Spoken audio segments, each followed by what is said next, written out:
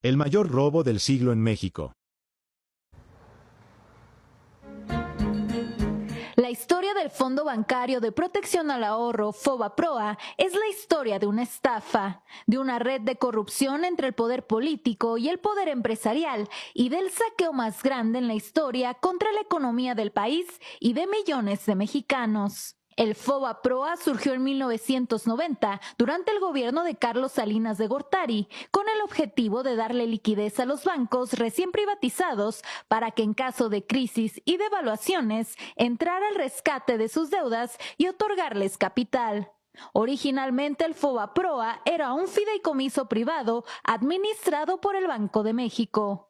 El FOBAPROA tenía un precedente directo. En 1983 se creó en el Banco de México el Fideicomiso de Cobertura de Riesgos Cambiarios FICORCA, con más de 10,000 millones de dólares para beneficiar a empresas establecidas en México que tuvieran deudas en dólares.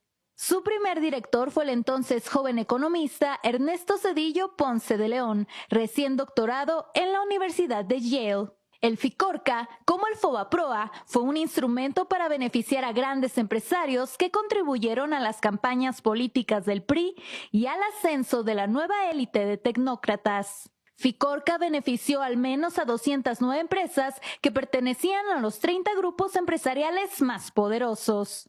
En diciembre de 1994, tras el final trágico del sexenio de Carlos Salinas de Gortari y ante el escenario de un enorme déficit en la cuenta corriente, a su llegada a la presidencia de la República, Ernesto Zedillo decidió devaluar el peso de manera discrecional, avisando solo a un grupo selecto de empresarios nacionales y extranjeros, provocando con ello una fuga de capitales súbita, el aumento de las tasas de interés y la consecuente quiebra de millones de empresas y de mexicanos que no pudieron pagar sus deudas con los bancos.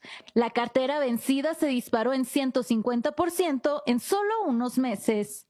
El efecto fue tal que entre 1994 y 1996 la población en pobreza aumentó en 17 millones de personas, para sumar un total de 64 millones de personas en pobreza. Como consecuencia del error de diciembre, durante ese sexenio la moneda mexicana perdió más de la mitad de su valor, pasando de 3.4 pesos por dólar a 9.4 pesos por dólar. El gobierno de Ernesto Zedillo decidió endeudarse con 50,000 millones de dólares frente al gobierno de Estados Unidos y del Fondo Monetario Internacional, elevando a 164,000 millones de dólares la deuda externa, cifra sin precedente en la historia del país. Zedillo firmó una carta de intención con el